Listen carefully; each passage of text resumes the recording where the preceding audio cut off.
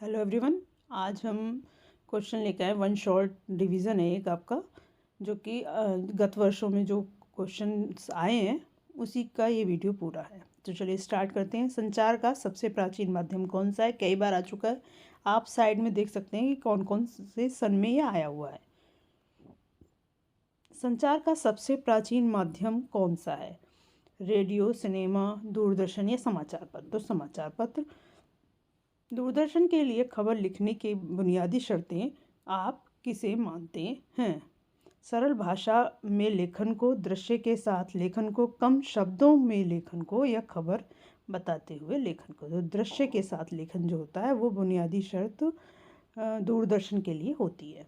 Next है मुद्रित माध्यमों के लेखन में सहज प्रवाह के लिए आवश्यक है तारतम्यता, उपलब्धता, एक रेखीयता या साध्यता। तो तारतम्यता आवश्यक है।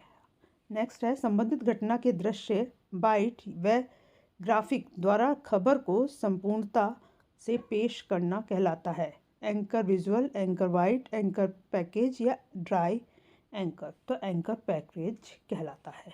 नेक्स्ट दे रखा है सर्वाधिक महंगा जनसंचार माध्यम कौन सा है? रेडियो, टेलीविजन, इंटरनेट या फिर समाचार पत्र? तो इंटरनेट सबसे सर्वाधिक महंगा माध्यम है। किसी भी खबर का घटना स्थल से सीधा प्रसारण कहलाता है तो लाइव प्रसारण कहलाता है। आधुनिक माध्यम में सबसे पुराना माध्यम है अखबार, रेडियो, टेलीविजन या फिर सिनेमा? तो अखबार हम पहले भी पढ़ चुके हैं।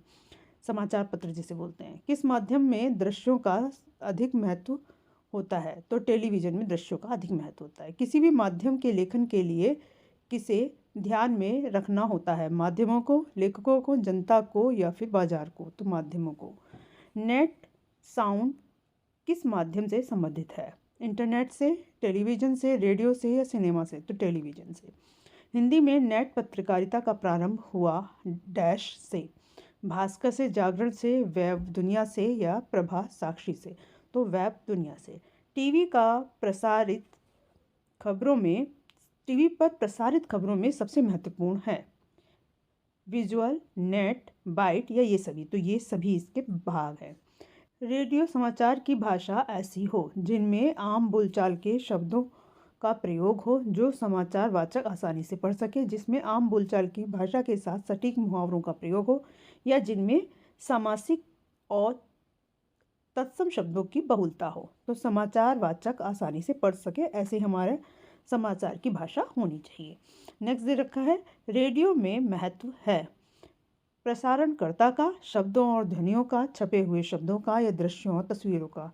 तो शब्दों और ध्वनियों का है। इनमें से कौन सा जनसंचार माध्यम निरक्षर के लिए उपयोगी नहीं है? इंटरनेट, समाचार पत्र, पत्रकारिता या ये सभी? तो ये सभी हैं क्योंकि इनमें सब में पढ़ने की आवश्यकता होती है। भारत में पहला छापाखाना कब लगा? तो 1556 ईस्वी में सबसे पहले छापाखाना भारत में लगा था। समाचार लेखन की सबसे अधिक प्रभावी शैली कौन सी है? सीधे पैरामिड शैली, उल्टा पैरामिड शैली, संवादात्मक शैली या व्यंग्यात्मक शैली? तो उल्टा पैरामिड शैली।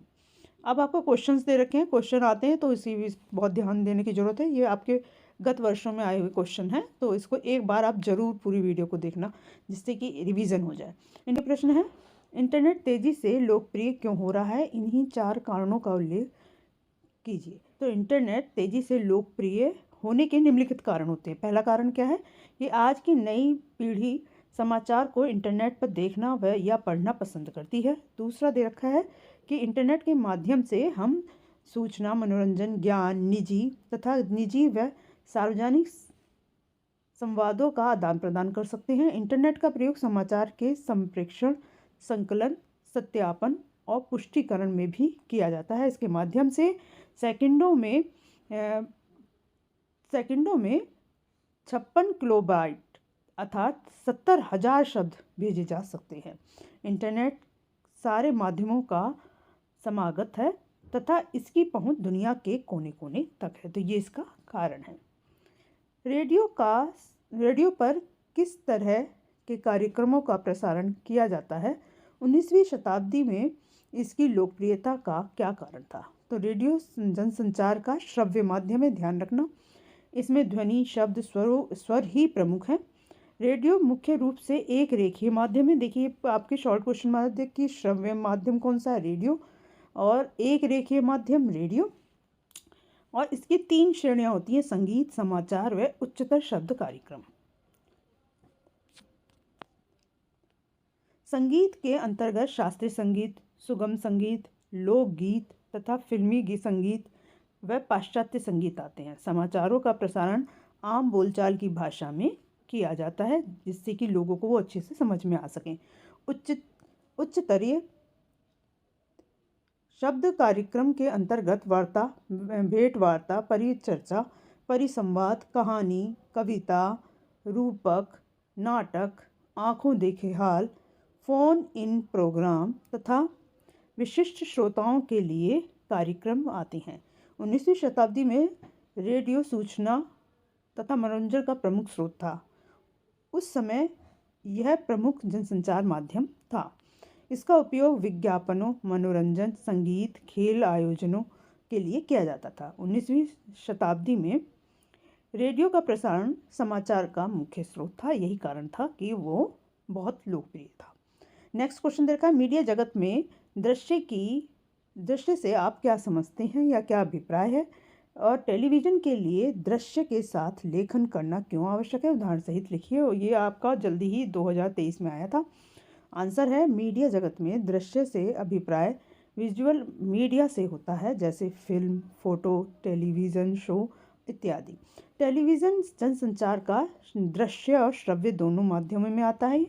यह रेडियो की तरह एक रेखीय माध्यम है। ध्यान रखना, रेडियो भी एक रेखीय है और ये भी एक रेखीय माध्यम है, लेकिन रेडियो श्रव्य माध्यम है और ये श्रव्य और दृश्य माध्यम है।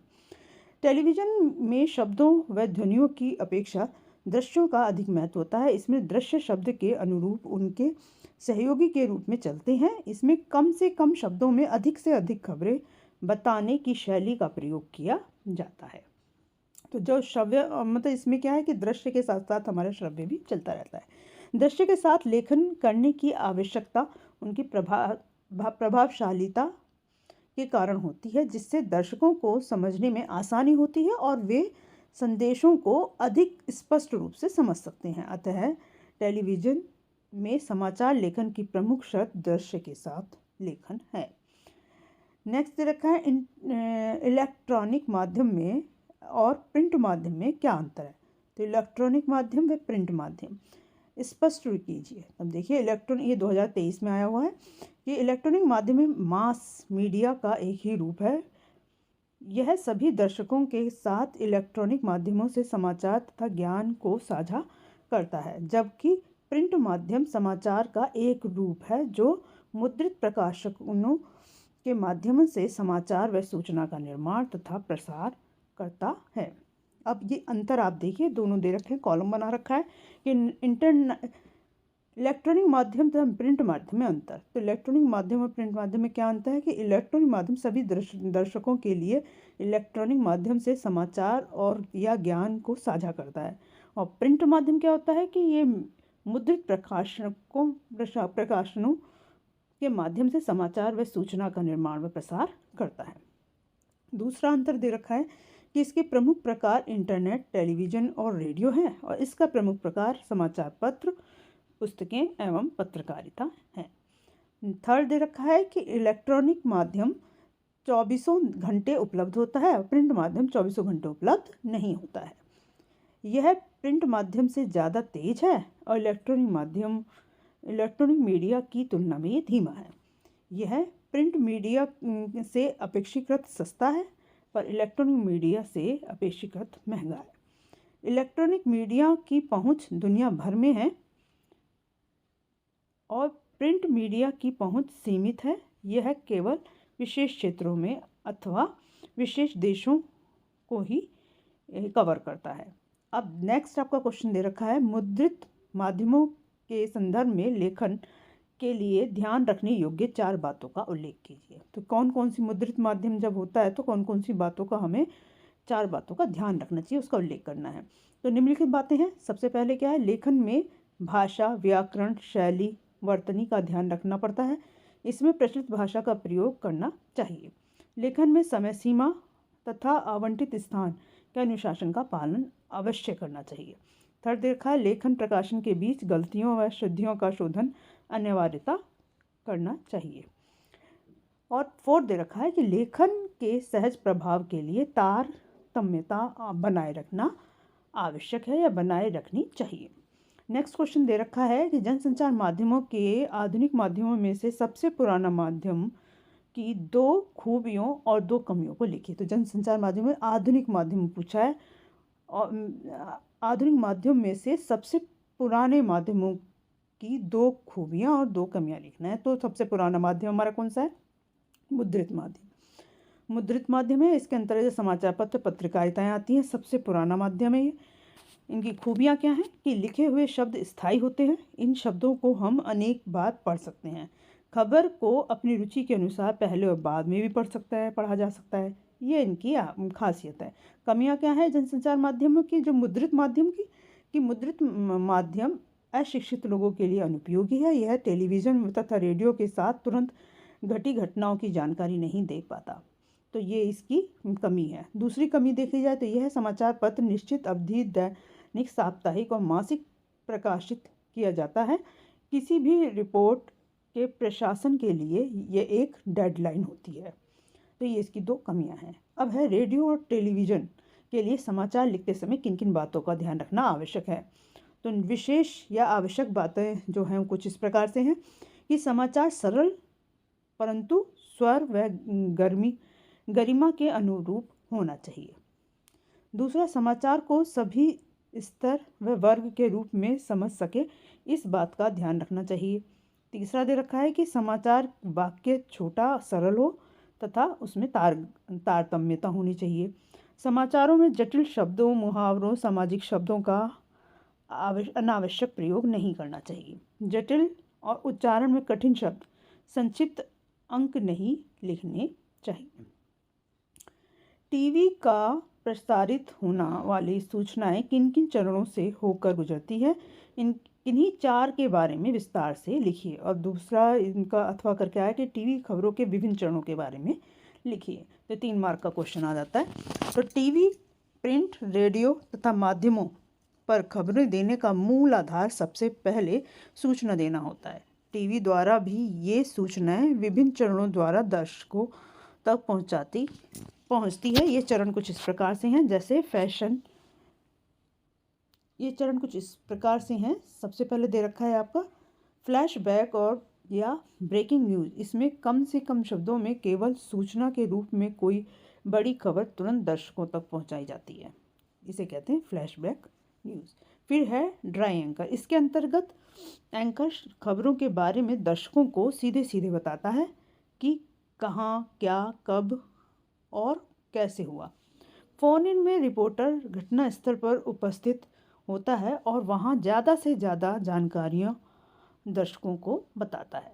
अब है एंकर विजुअल। इस घटना के दृश्य या विजुअल मिल जाते हैं, तब इन दृश्यों के आधार पर खबर लिखी जाती है, इसे कहते हैं एंकर पढ़ता है, जिसे एंकर पढ़ता है। एंकर बाइट क्या है? एंकर बाइट अर्थात कथन या टेलीविज़न पत्रकारिता में बड़ा महत्व होता है। टीवी में किसी भी खबर की पुष्टि करने के लिए उससे संबंधित बाइट दिखाई जाती है। लाइव क्या है कि किसी खबर का घटनास्थल से सीधा प्रसारण लाइव कहलाता है। सभी टीवी चैनलों वाले ज़्यादातर बड़ी खबरें या घटना को दर्शक तक तत्काल सीधे पहुंचाने का प्रयास करते हैं। अब एंकर पैकेज किसी भी खबर को संपूर्णता के साथ प्रस्तुत करने के लिए का एक माध्यम है। इसमें संबंधित घटनाओं के दृश्य और इससे जुड़े लोगों की बाइट, ग्राफिक द्वारा जरूरी सूचनाएं आदि होती हैं। अब है जनसंचार का कौन सा आधुनिक माध्यम सबसे पुराना है, इसकी शुरुआत कैसे हुई? तो आपको मालूम है प्रिंट माध्यम ही सबसे पुराना है, जिसे हम मुद्रित माध्यम भी कहते हैं। तो जनसंचार का आधुनिक माध्यम में सबसे पुराना माध्यम प्रिंट अर्थात मुद्रित माध्यम है। इसकी शुरुआत चीन में हुई थी, परंतु आधुनिक छापेखाने का आविष्कार जर्मन के गुटेनबर्ग ने किया था। ये कई बार आ चुका है। यूरोप में पुनर्जागरण रेनेसां की शुरुआत में छापेखाने की एक महत्वपूर्ण भूमिका थी। भारत में पहला छापाखाना 1556 ईस्वी में गोवा में खोला गया था। इसे मिशनरियों ने धार्मिक प्रचार की पुस्तकों को छापने के लिए खोला था।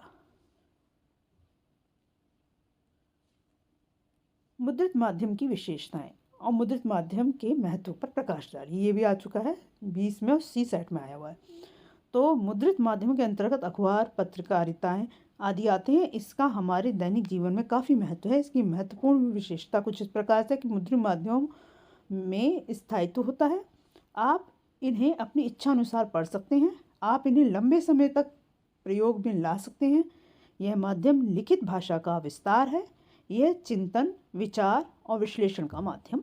आपको रेडियो समाचार की संरचना कैसी होती है? तो रेडियो समाचार की संरचना टीवी या अखबार की तरह ही उल्टे पैरामिड शैली में होती है। इस शैली में समाचार के महत्वपूर्ण तथ्य को सबसे पहले लिखते हैं, बाद में घटते हुए क्रम में अन्य तथ्यों को, सूचनाओं को लिखा व बताया जाता है। इस शैली में किसी घटना, विचार और या समस्या का वर्णन समयानुसार न करके सबसे महत्वपूर्ण तथ्य सूचना से शुरुआत होती है। अतः इस शैली में क्लाइमेक्स अंत में नहीं बल्कि आरंभ में ही आ जाता है। तो ध्यान रखना, उल्टा पैरामिड शैली में कोई निष्कर्ष नहीं होता है और उनका निष्कर्ष नहीं होता है। रेडियो और टेलीविज़न समाचार की भाषा शैली कैसी होनी चाहिए? तो रेडियो समाचार की भाषा शैली ऐसी होनी चाहिए जो सभी को आसानी से समझने में आ सके। इसमें भाषा का स्तर निम्नलिखित रूप में होना चाहिए। तो कैसे होना चाहिए, आप ध्यान रखने से भाषा का स्तर गरिमा को बनाए रखते हुए सरल भाषा का प्रयोग करें। भाषा की सभी वर्गों के लोगों की समझ में आनी चाहिए। छोटे वाक्य, सरल वाक्य हो, साथ ही कर्णप्रिय हो, यानी कानों को अच्छे लगने वाले हो। निम्नलिखित उपरोक्त हस्ताक्षरित और क्रमांक आदि जटिल शब्दों का प्रयोग से बचना चाहिए। गैर जरूरी विश्लेषणों, समासिक और तत्सम शब्द, अतिरंजित उपमाओं आदि से बचना चाहिए, क्योंकि ये चीज़ें हर एक को समझ में आए, ये जरूरी नहीं है। इंटरनेट पत्रकारिता से आप क्या समझते हैं? भारत में इंटरनेट पत्रकारिता की क्या स्थिति है? तो इंटरनेट पर समाचार पत्र का प्रकाशन तथा खबरों का आदान प्रदान ही वास्तव में इंटरनेट पत्रकारिता है। इंटरनेट पर हम किसी भी रूप में समाचारों, लेखन, चर्चा, परिचर्चा के साथ वाद विवाद, फीचर आदि का कार्य कर सकते हैं। इसे ही इंटरनेट पत्रकारिता कहते हैं। इसी पत्रकारिता को वेब पत्रकारिता भी कहते हैं। अगर वेब पत्रकारिता भी आ चुका है कई बार, तो इसको आप पढ़ लेना। इंटरनेट या वेब पत्रकारिता सेम है। भारत में इंटरनेट पत्रकारिता का अभी दूसरा दौर चल रहा है। ये पूछ लेते हैं कौन सा दौर चल रहा है? दूसरा। जबकि विश्व के स्तर पर यह इंटरनेट पत्रकारिता का तीसरा दौर चल रहा है। भारत के लिए प्रथम दौर 1993 से प्रारंभ माना जाता है और दूसरा दौर 2003 से प्रारंभ हुआ है। तो ये ध्यान रखना। भारत में यथार्थ रूप से rediff.com, इंडिया इन्फोलाइन और सिफी जैसी कुछ साइटें वेब पत्रकारिता का कार्य करती हैं। और रिडिफ को भारत की पहले साइट कहा जाता है जो गंभीरता के साथ इंटरनेट पत्रकारिता कर रही है। वेब साइट पर विशुद्ध पत्रकारिता करने का श्रेय तहलका.com को जाता है। इसमें से इस पैराग्राफ, ये बहुत इंपॉर्टेंट है, इस पैराग्राफ को पूरा पढ़ लेना। इसमें से बहुत सारे आपके क्वेश्चन आ जाएंगे। मैं उम्मीद करती हूँ कि आपका ये जो रिवीजन है इस चैप्टर का पूरा हो गया, वन शॉर्ट रिवीजन हो गया है आपका। और आगे के लिए आप मेरे चैनल को सब्सक्राइब कर लें, जिससे कि सारी वीडियो आपको मिल सके और आपके एग्ज़ाम का रिवीजन हो सके। आज के लिए बस इतना ही। धन्यवाद।